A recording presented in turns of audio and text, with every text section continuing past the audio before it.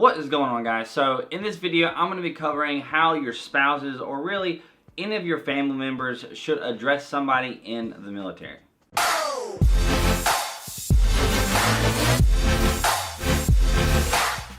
Alright, so I got this video topic idea from my wife asking me about an event that we're going to coming up here in about a month or so. It's going to be a pretty big event. There's going to be some very high-ranking generals, or not high-ranking generals, but there's probably going to be a general there, and there's going to be some high-ranking officers, you know, at this event. And my wife was curious, you know, how should she actually talk to these people? And then she was like, hey, you know, this would be a really good idea because obviously, you know, a lot of my viewers are people in the military, but a lot of people in the military have spouses. A lot of people watch my videos are spouses of people in the military. And I don't think I've ever made an actual video on this.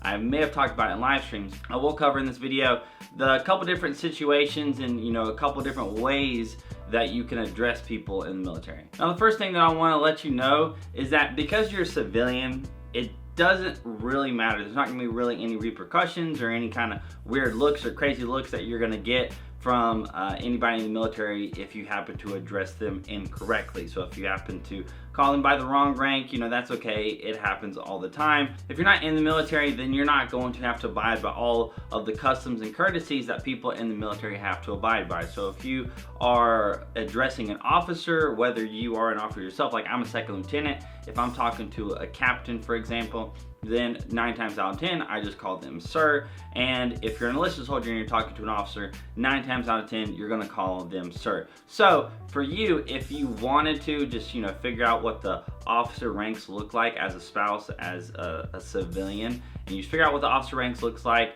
and then be like, okay, all of these people, I'm just gonna call sir or ma'am.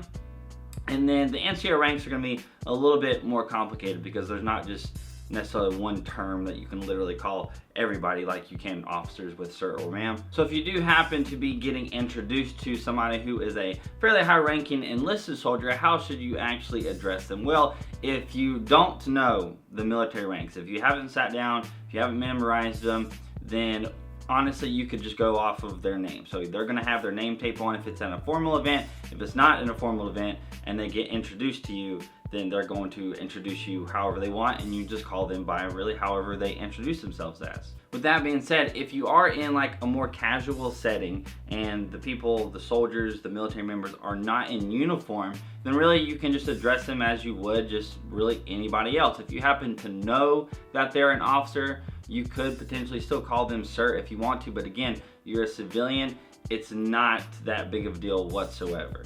The only other real way that you could potentially address people is if you have memorized all the different ranks, the rank structure, what do you actually call people, then the other way that people in the military address other military members is by their rank and their last name. Again, if you know their rank, then this should be pretty simple for you, because if it's an enlisted soldier, you can most of the time just call them sergeant, sergeant major, first sergeant. You don't even have to know their name. You can just call them by their rank in a lot of cases. Not necessarily for officers. For officers, you're not generally going to call somebody major. You're not generally going to call somebody lieutenant. Most of the time, you'll just call them sir. So that's just really simple, sir or ma'am for officers. And if you happen to have memorized the ranks, then you could potentially call them by rank and last name, but again, most times you're just gonna say their rank if you're an enlisted soldier. Now, for those of you that are spouses watching this video, how you are going to kind of react to these military members that you're meeting, how they are going to treat you as well, is going to be very much so dependent upon your spouse's rank themselves. So if your spouse is a private, an E4 and below in the military, then nobody's gonna be really too worried about, you know, talking to you guys in a specific way. But if your spouse happens to be an officer, whether it's just a second lieutenant, first lieutenant, or a captain or something, then you're gonna get talked to yourself just a little bit differently than, you know, like I said, if your spouse is an E4 or below. Likewise, if your spouse is a lower rank in the military, whenever you're talking to higher ranks in the military, you know, they're gonna be more particular with how, you know, they talk to them. They're gonna be more professional.